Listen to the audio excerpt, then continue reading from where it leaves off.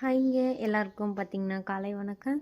இன்றைக்கி என்னென்னு பார்த்தீங்கன்னா, நீங்கள் பார்த்துட்ருக்க இந்த கச்சா மூச்சான் இருக்குது பார்த்தீங்களா, இந்த கச்சா மூச்சா சட்னி தாங்க வந்து நம்ம இன்றைக்கி செய்ய போகிறோம். பேர் நல்லா இருக்குங்களாங்க, கச்சா மூச்சா. பாருங்கள் எப்படி இருக்குன்னு. ஃபஸ்ட்டு நம்ம வந்து இப்போ வந்து இதெல்லாம் நம்ம வந்து எண்ணெயில் வந்து பொரிச்சு எடுக்கணுங்க.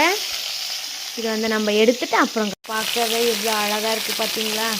இதில் வந்து புளியெலாம் கூட இருக்குது பாருங்கள், தெரியுதுங்களாங்க. ஆசாமில் புளியெலாம் யாருமே யூஸ் பண்ண மாட்டாங்க. ஆனால் நம்ம பார்த்தீங்களா புளியோட எல்லாம் சேர்த்து செஞ்சால் எவ்வளோ அதோட டேஸ்ட் எப்படி இருக்குன்னு இங்கே இருக்கிறவங்களுக்குலாம் தெரியுமா சொல்லுங்கள் பார்ப்போம்.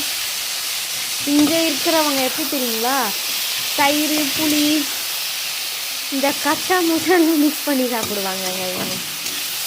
தக்காளி வந்து அப்படியே கட் பண்ணி சாப்பிடுவாங்க, அது புளிக்காதங்களாமா.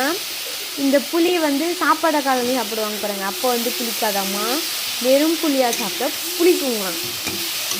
இது என்னங்க கம்பி கட்டுற கதையாக இருக்குது பார்த்தீங்களா. இன்றைக்கி நம்மளோட கச்சா முச்சா அசாம் சட்னி பார்த்துட்டிங்களாங்க. இதெல்லாம் வந்து நம்ம வந்து ஃப்ரை பண்ணிட்டோங்க. இதுதாங்க வந்து இந்த ஊரோட வந்து அம்மி ஆட்டாங்கல் வேறு இந்த மாதிரி பார்த்தீங்களா. இது வந்து எப்படி இருக்குது அப்படின்னு ஒரு கல் மாதிரி சதுரங்க மாதிரி இருக்குங்க. இது வந்து இந்த சைடில் தாங்க வந்து இப்படி அரைக்கணும். இப்படி திருப்பி இந்த கச்சா மூச்சான் சட்னி எப்படி இருக்குன்னு பாருங்கள். இது வந்து நம்ம அரைச்சிட்டு சட்னியாக காட்டலாம் பாருங்கள். கச்சா மூச்சா சட்னி வந்து ரெடி ஆயிடுச்சுங்க.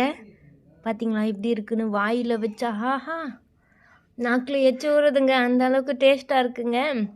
நீங்களும் இந்த மாதிரி கச்சா மூச்சா சட்னி செஞ்சு பாருங்கள். இனிமேல் தாங்க நான் வந்து எடுத்து வைக்கணும்.